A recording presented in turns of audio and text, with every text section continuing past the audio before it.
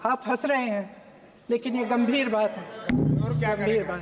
शर्म करो। अरुण वाल्मीकि को पीट पीट के मार डाला, उसकी बीवी को पीटा, उसके पिता के नाखून निकाले, उसके पूरे परिवार को पीटा गया। हम संविधान बार बार इसलिए कह रहे हैं क्योंकि इस चुनाव में इनको पता चल गया कि इस देश की जनता ही इस संविधान को सुरक्षित रखेगी। आज जनता की मांग है कि जाति जनगणना हो। सत्ता पक्ष के मेरे साथी ने इसका जिक्र किया। ये जिक्र भी आज इसलिए हो रहा है क्योंकि चुनाव में ये नतीजे आए। जो आप नारी शक्ति का अधिनियम लाए हैं, उसको लागू क्यों नहीं करते? वो 10 साल बाद लागू क्यों होगा? क्या आज की नारी 10 साल इंतजार करेगी उसके लागू करने के लिए? क्या बात है, क्या बात है। पक्ष के मेरे साथी ज्यादा से ज्यादा अतीत की बातें करते हैं। 1921 में क्या हुआ, कब हुआ, नेहरू जी ने क्या किया? अरे वर्तमान की बात करिए, देश को बताइए आप क्या कर रहे हैं, आपकी जिम्मेदारी क्या है? कि सारी जिम्मेदारी जवाहरलाल नेहरू की है। वायनाड से लेकर ललितपुर तक इस देश का किसान रो रहा है। आपदा आती है तो उसको कोई राहत नहीं मिलती। अडानी जी को सारे कोल्ड स्टोरेज प्रदेश की सरकार ने नहीं दिए। अडानी जी को सारे कोल्ड स्टोरेज आपकी सरकार ने दिए। देख रहा है कि एक व्यक्ति को बचाने के लिए 142 करोड़ देश की जनता को नकारा जा रहा है। सारे बिजनेस, सारे संसाधन, सारी दौलत, सारे मौके एक ही व्यक्ति को सौंपे जा रहे हैं। प्रियंका गांधी वाड़ा।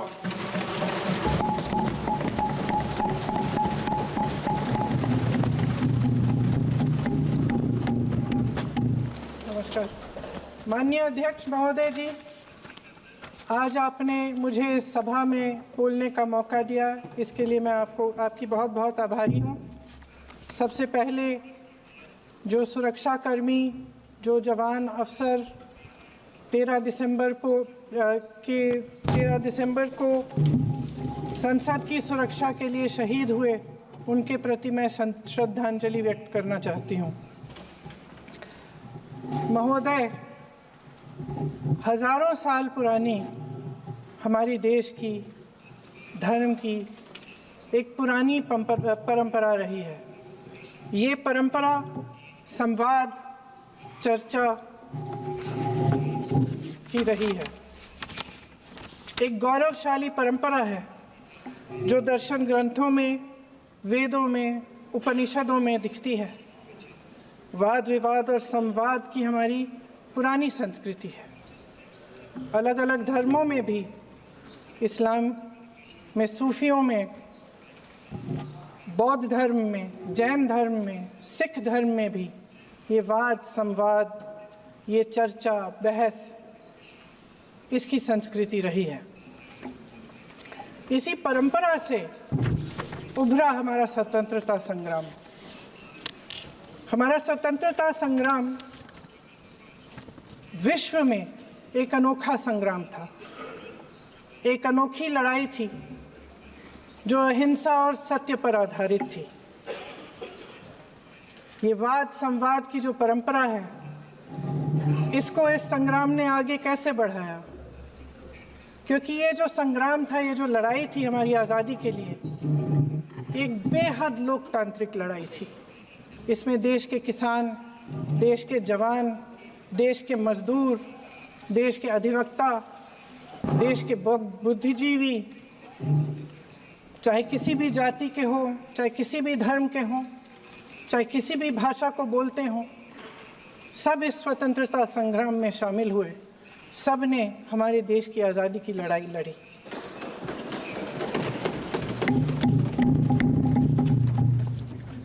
और उसी आज़ादी की लड़ाई से एक आवाज़ उभरी जो हमारी देश की आवाज़ थी। वो आवाज़ ही आज हमारा संविधान है। साहस की आवाज़ थी, हमारी आज़ादी की आवाज़ थी, और उसी की गूंज ने हमारे संविधान को लिखा और बनाया। ये सिर्फ एक दस्तावेज नहीं है। बाबा साहेब अम्बेडकर,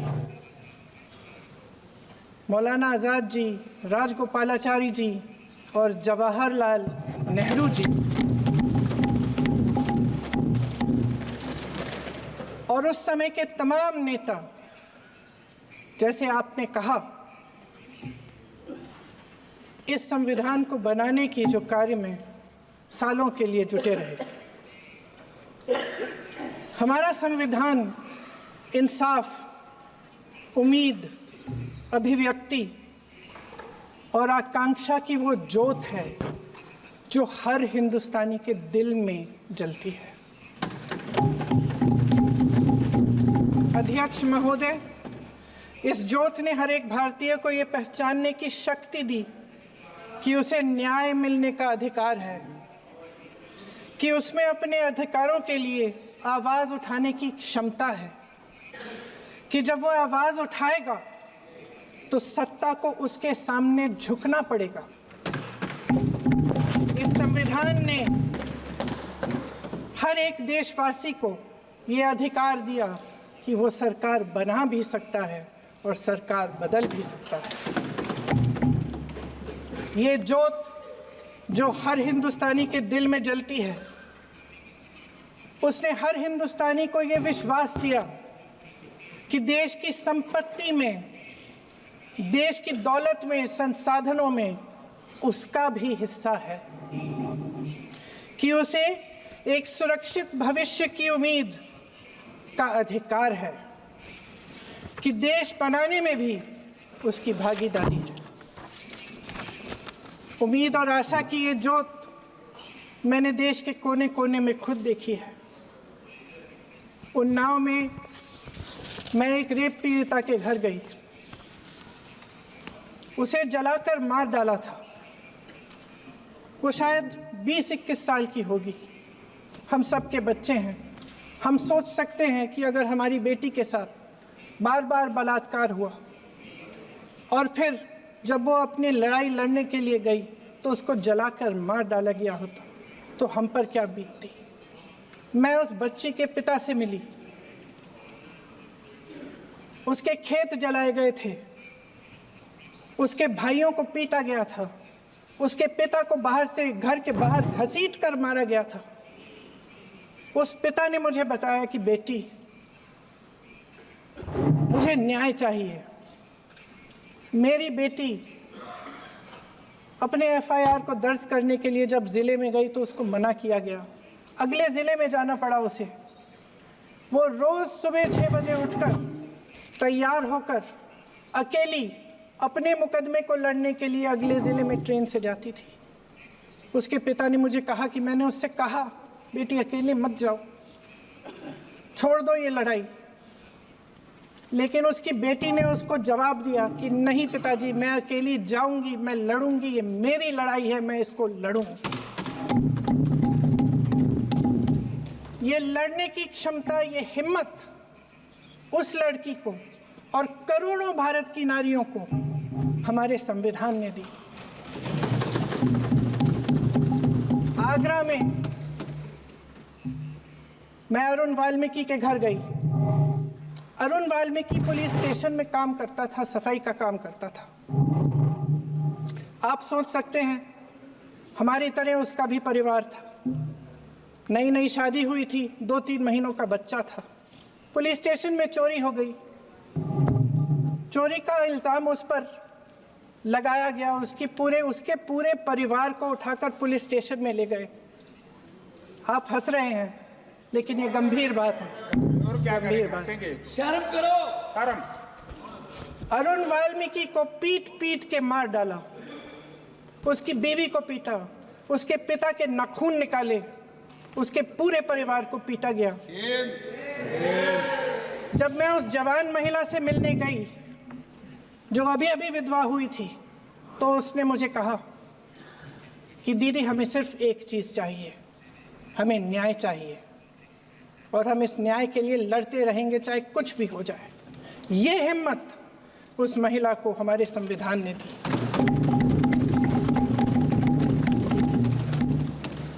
संभल के कुछ लोग आए थे हमसे मिलने, जो मृतकों के परिवार के सदस्य थे। उसमें 2 बच्चे थे, अदनान और उजैर। अब सुनिए। उसमें 2 बच्चे थे, अदनान और उजैर। एक बच्चा मेरे बच्चे की उम्र का है, दूसरा उससे छोटा 17 साल का है। दर्जी के बेटे थे। दर्जी का एक ही सपना था कि वो अपने बेटों को पढ़ाएगा, लिखाएगा। एक बेटा डॉक्टर बनेगा, एक बेटा भी सफल होगा दूसरा बेटा भी अपने जीवन में सफल होगा। उनके पिताजी हर रोज उनको स्कूल छोड़ते थे। उस दिन भी स्कूल छोड़ने के बाद अपनी दुकान में चले गए। उन्हें पता नहीं था कि विवाद हो रहा है। उन्होंने भीड़ देखी, घर आने की कोशिश की तो पुलिस ने गोली से मार डाला। वो 17 साल का बच्चा अदनान मुझसे कहता है, वो 17 साल का बच्चा अदनान मुझसे कहता है कि मैं बड़ा होकर डॉक्टर बन के दिखाऊंगा, मैं अपने पिता का सपना साकार करूंगा। ये सपना, ये आशा उसके दिल में हमारे संविधान ने डाली। अध्यक्ष महोदय, हमारे देश के करोड़ों देशवासियों के संघर्ष में, अपने अधिकारों की पहचान में, इनकी कठिन से कठिन परिस्थितियों से लड़ने की अपार हिम्मत में और देश से न्याय की अपेक्षा में हमारे संविधान की ज्योत जल रही है। मैंने हमारे संविधान की ज्योत को जलते हुए देखा है और इसके साथ साथ ये भी समझा है कि हमारा संविधान एक सुरक्षा कवच है। एक ऐसा सुरक्षा कवच है जो देशवासियों को सुरक्षित रखता है, न्याय का कवच है, एकता का कवच है और अभिव्यक्ति की आज़ादी का कवच है। दुख की बात यह है कि मेरे सत्ता पक्ष के साथी जो बहुत बड़ी बड़ी बातें करते हैं, इन्होंने इन 10 सालों में ये सुरक्षा कवच, सत्ता पक्ष के मेरे साथियों ने ये सुरक्षा कवच तोड़ने का पूरा प्रयास किया है। संविधान में सामाजिक, आर्थिक और राजनीतिक न्याय का वादा है। ये वादा एक सुरक्षा कवच है जिसको तोड़ने का काम शुरू हो चुका है। लैटरल एंट्री और निजीकरण के जरिए ये सरकार आरक्षण को कमजोर करने का काम कर रही है। अगर लोकसभा में ये नतीजे नहीं आए होते तो ये संविधान बदलने का काम भी शुरू कर लेते। सच्चाई ये है अध्यक्ष महोदय कि आज संविधान बार बार इसलिए कह रहे हैं क्योंकि इस चुनाव में इनको पता चल गया कि इस देश की जनता ही इस संविधान को सुरक्षित रखेगी, कि इस चुनाव में हारते हारते जीतने से इन्हें एहसास हुआ कि ये संविधान बदलने की बात इस देश में नहीं चलेगी। आज जनता की मांग है कि जाति जनगणना हो। सत्ता पक्ष के मेरे साथी ने इसका जिक्र किया। ये जिक्र भी आज इसलिए हो रहा है क्योंकि चुनाव में ये नतीजे आए। ये जाति जनगणना इसलिए जरूरी है ताकि हमें पता चले कि किसकी क्या स्थिति है और नीतियां उस हिसाब से बने। इनकी गंभीरता का प्रमाण ये है कि जब चुनाव में पूरे विपक्ष ने जोरदार आवाज उठाई कि ये जाति जनगणना होनी चाहिए, तो इनका जवाब देखिए। इनका जवाब भैंस चुरा लेंगे, मंगलसूत्र चुरा लेंगे, इनका ये जवाब था। ये गंभीरता है इनकी जाति जनगणना पर। महोदय, हमारे संविधान ने आर्थिक न्याय की नींव डाली। किसानों, गरीबों और को ज़मीन बांटी, भूमि सुधार किया, जिसका नाम लेने से कभी कभी आप झिझकते हैं और कभी कभी उनका नाम धड़ाधड़ इस्तेमाल किया जाता है अपने आप को बचाने के लिए। उन्होंने HAL, BHEL, SAIL, गेल, ONGC, NTPC, railways, IIT, IIM, oil refineries, तमाम PSU बनाए।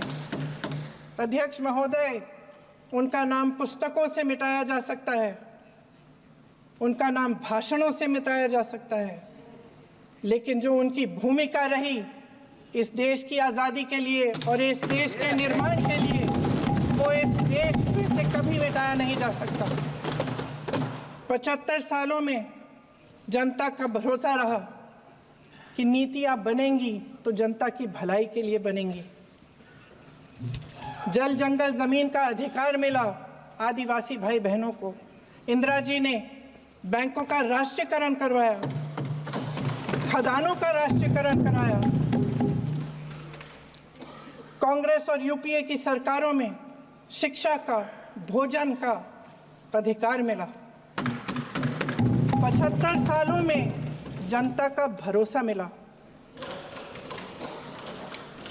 पहले संसद चलती थी तो जनता की उम्मीद होती थी कि सरकार महंगाई और बेरोजगारी पर चर्चा करेगी, कोई उपाय निकालेगी, कोई रास्ता निकालेगी। लोग मानते थे कि अगर कोई नई आर्थिक नीति बनेगी तो देश की अर्थव्यवस्था को मजबूत बनाने के लिए बनेगी, तो भारतीय बाजार को मजबूत बनाने के लिए बनेगी, उनके भविष्य को मजबूत बनाने के लिए बनेगी। किसान और आदिवासी भाई बहन भरोसा करते थे कि यदि ज़मीन के कानून में संशोधन होगा तो उन्हीं की भलाई के लिए होगा। आप नारी शक्ति की बात करते हैं। आज चुनाव की वजह से शायद इतनी बातचीत हो रही है नारी शक्ति के बारे में, क्योंकि हमारे संविधान ने महिलाओं को ये अधिकार दिया, उनकी शक्ति को परिवर्तित किया वोट में। और आज आपको पहचानना पड़ रहा है कि महिलाओं के बिना, कि नारी शक्ति के बिना ये सरकारें नहीं बन सकती हैं। इसीलिए आज आप नारी शक्ति की बातें दोहरा रहे हैं। जो आप नारी शक्ति का अधिनियम लाए हैं उसको लागू क्यों नहीं करते?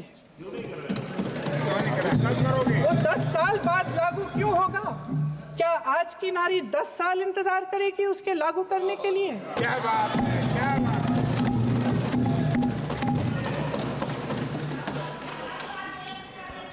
आज संसद में बैठे हुए सत्ता पक्ष के मेरे साथी ज़्यादा से ज़्यादा अतीत की बातें करते हैं। 1921 में क्या हुआ, कब हुआ, नेहरू जी ने क्या किया। अरे वर्तमान की बात करिए, देश को बताइए आप क्या कर रहे हैं, आपकी जिम्मेदारी क्या है? कि सारी जिम्मेदारी जवाहरलाल नेहरू की है। अध्यक्ष महोदय जी, ये सरकार आर्थिक न्याय का सुरक्षा कवच तोड़ रही है। आज संसद में बैठी ये सरकार बेरोजगारी और महंगाई से जूझ रही हमारी जनता को क्या राहत दे रही है। कृषि के कानून भी बड़े बड़े उद्योगपतियों के लिए बन रहे हैं। सही MSP को छोड़िए, DAP तक नहीं मिल रहा है।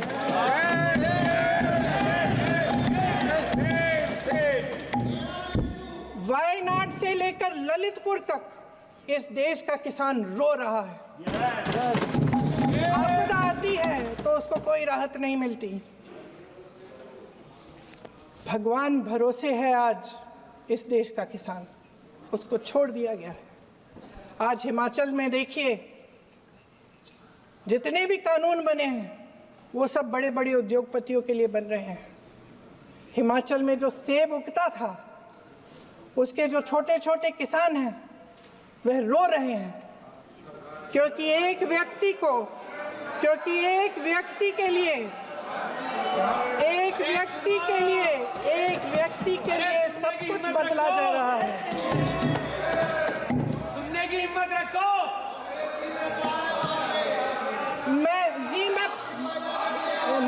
अध्यक्ष महोदय जी, अध्यक्ष महोदय जी, अध्यक्ष महोदय जी, अध्यक्ष महोदय जी, अडानी जी को सारे कोल्ड स्टोरेज प्रदेश की सरकार ने नहीं दिए। अडानी जी को सारे कोल्ड स्टोरेज आपकी सरकार ने दिए। देश देख रहा है, देश देख रहा है कि एक व्यक्ति को बचाने के लिए 142 करोड़ देश की जनता को नकारा जा रहा है। सारे बिजनेस, सारे संसाधन, सारी दौलत, सारे मौके एक ही व्यक्ति को सौंपे जा रहे हैं। सारे बंदरगाह, एयरपोर्ट्स, सड़कें, रेलवे का काम, कारखाने, खदानें, सरकारी कंपनियां सिर्फ एक व्यक्ति को दी जा रही है। जनता के मन में हमेशा ये विश्वास होता था कि अगर कुछ नहीं है तो संविधान हमारी सुरक्षा करेगा, मगर आज आम लोगों के बीच ये धारणा बनती चली जा रही है कि सरकार सिर्फ अडानी जी के मुनाफे के लिए चल रही है। देश में बहुत तेजी से गैर बराबरी बढ़ रही है। जो गरीब है वो और गरीब हो रहा है, जो अमीर है वो और अमीर हो रहा है। इस सरकार ने आर्थिक न्याय की भी सुरक्षा कवच तोड़ दिया है। राजनीतिक न्याय की जब बात होती है, मेरे सत्ता पक्ष के साथी आज खड़े हुए और तमाम गिनती करने लग गए कि ऐसा हुआ वैसा हुआ 1975 में जो हुआ, तो सीख लीजिए ना, आप भी सीख लीजिए। आप भी अपनी गलतियों के लिए माफी मांग लीजिए। आप भी बैलेट पे चुनाव कर लीजिए, आप भी बैलेट पे चुनाव कर लीजिए। दूध का दूध, पानी का पानी हो जाएगा। आप राजनीतिक न्याय की बात करते हैं, सरकारों को पैसों के बल पर गिरा देते हैं।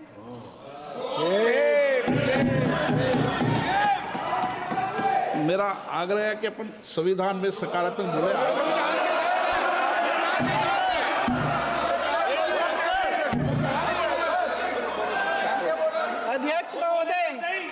अध्यक्ष महोदय, सत्ता पक्ष के हमारे साथी ने एक उदाहरण दिया उत्तर प्रदेश की सरकार का, तो मैं भी एक उदाहरण दे देती हूँ महाराष्ट्र की सरकार का।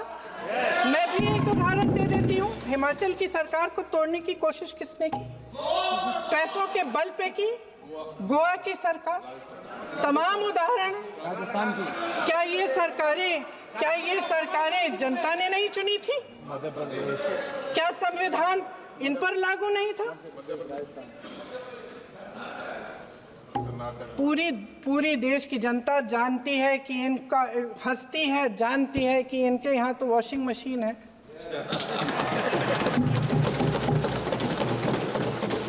तो यहाँ से वहाँ जाता है, वो धुल जाता है। इस तरफ दाग, उस तरफ स्वच्छता। और मेरे कई ऐसे साथी हैं जो इस तरफ होते थे उस तरफ चले गए, मुझे दिख भी रहे हैं, वॉशिंग मशीन में शायद धुल गए हैं। अध्यक्ष महोदय, जहां भाईचारा और अपनापन होता था, जहां हमारे संविधान ने एकता का सुरक्षा कवच दिया था, वहां शक और घृणा के बीज बोए जा रहे हैं। एकता का सुरक्षा कवच तोड़ा जा रहा है। प्रधानमंत्री जी यहाँ सदन में संविधान की किताब को यूं माथे से लगाते हैं, लेकिन संभल में, हाथरस में, मणिपुर में जब न्याय की गुहार आती है, उठती है, तो उनके माथे पे शिकन तक नहीं आता।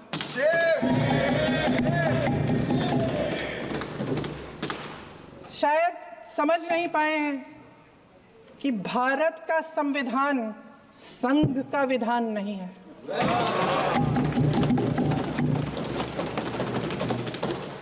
भारत के संविधान ने हमें एकता दी, हमें आपसी प्रेम दिया।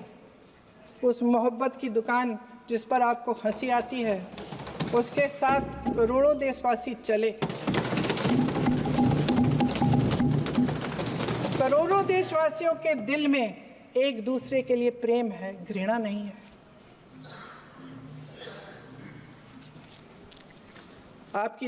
इनकी जो विभाजनकारी नीतियां हैं, उसका नतीजा हम रोज देखते हैं। राजनीतिक फायदे के लिए संविधान को छोड़िए, देश की एकता को भी ये रख नहीं सकते, इसकी सुरक्षा नहीं कर सकते। हमने संभल में देखा, मणिपुर में देखा। दरअसल इनका कहना है कि अलग अलग इस देश के अलग अलग हिस्से हैं, कैमरा। लेकिन हमारा संविधान कहता है कि ये देश एक है और ये देश एक रहेगा। जहां खुला विवाद होता था, अभिव्यक्ति का सुरक्षा कवच होता था, इन्होंने भय का माहौल पैदा किया है। सत्ता पक्ष के मेरे साथी अक्सर 75 सालों की बात करते हैं, लेकिन इन 75 सालों में ये उम्मीद, आशा, ये अभिव्यक्ति की ज्योति कभी थमी नहीं, कभी बुझी नहीं। इस देश की जनता ने खुलकर आलोचना की, निडर होकर धरने किए, प्रदर्शन किए। जब जब जनता नाराज हुई, तब तब सत्ता को ललकारा, उसे चेतावनी दी, बड़े से बड़े नेताओं को कटघरे में खड़ा किया, उनसे जवाब मांगा, न्याय मांगा। इस देश के छोटे छोटे से नुक्कड़ की दुकानों में, चाय की दुकानों में, इस देश के घरों में, गलियों में, मोहल्लों में, अखबारों में, प्रकाशन घरों में, न्यायपालिकाओं में चर्चा कभी बंद नहीं हुई। लेकिन आज ये माहौल नहीं है। आज जनता को सच बोलने से डराया जाता है, धमकाया जाता है। पत्रकार हो या विपक्ष का नेता हो या किसी यूनिवर्सिटी का प्रोफेसर हो, छात्र संघ हो या कर्मचारियों का संगठन हो, सबका मुंह बंद कराया जाता है। किसी पे ईडी, किसी पे सीबीआई, किसी पे इनकम टैक्स, फर्जी मुकदमे लगवाए जाते हैं, जेल में डाल दिया जाता है। विपक्षी नेताओं को जेल में डाल दिया जाता है, उनको सताया जाता है। किसी को नहीं छोड़ा इस सरकार ने।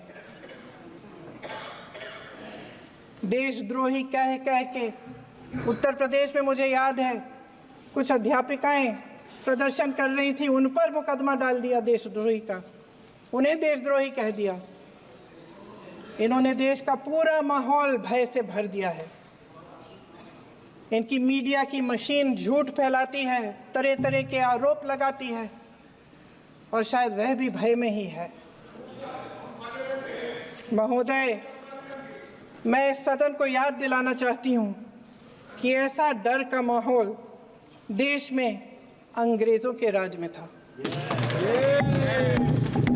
जब इस तरफ बैठे हुए गांधी की विचारधारा वाले लोग आज़ादी की लड़ाई लड़ रहे थे और उस तरफ वाली विचारधारा वाले लोग भय में रहकर अंग्रेजों के साथ साठ-गांठ कर रहे थे।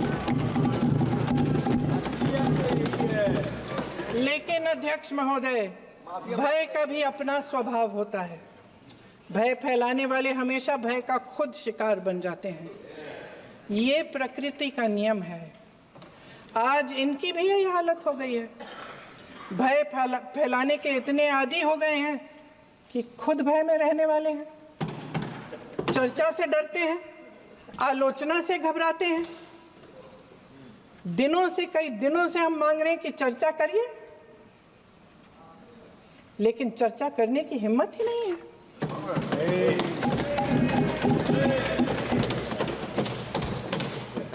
एक कहानी होती थी अध्यक्ष महोदय, शायद बचपन में आपने भी सुनी होगी।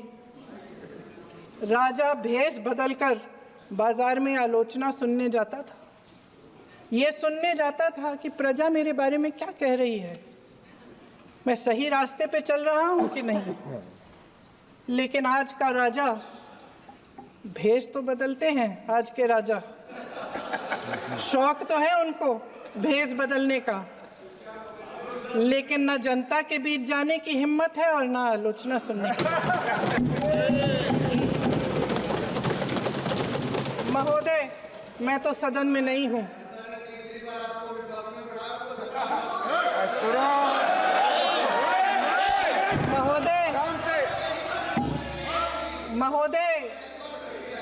महोदय, जनता में बहुत विवेक है, ये सही है।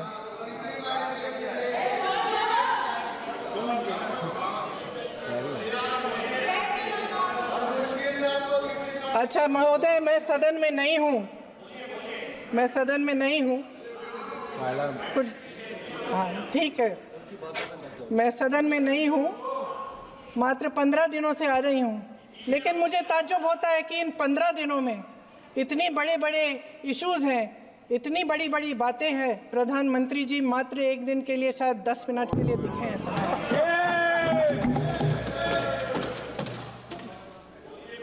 बात यह है अध्यक्ष महोदय जी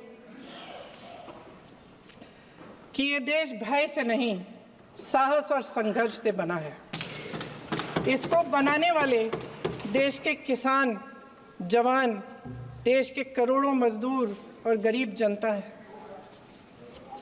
संविधान इनको साहस देता है। मेहनती मिडिल क्लास है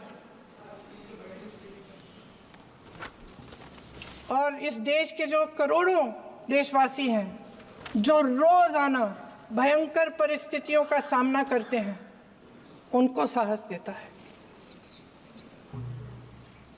वायनाड में जो आपदा आई, उसमें एक छोटा लड़का था 17 साल का।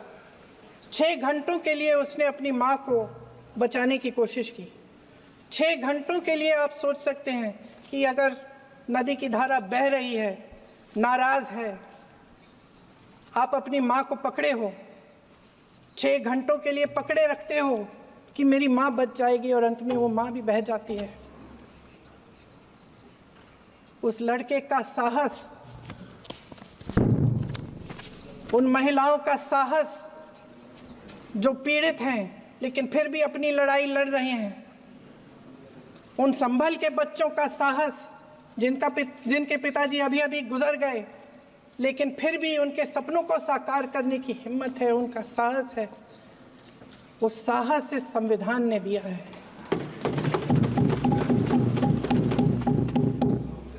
वो आत्मविश्वास इस संविधान ने दिया है। ये देश भय से नहीं चल सकता, ये देश साहस से ही चलेगा। भय की भी सीमा होती है और जब वो सीमा पार हो जाती है, जब किसी को इतना दबाया जाता है कि उसको लगने लगता है कि अब मेरे पास खोने के लिए कुछ नहीं है, तब उसमें एक ऐसी शक्ति पैदा होती है जिसके सामने कोई कायर खड़ा नहीं हो सकता। ये देश कायरों के हाथों में ज्यादा देर तक कभी नहीं रहा है। ये देश उठेगा, ये देश लड़ेगा, सत्य मांगेगा, सत्यमेव जयते। जय हिंद। अखिलेश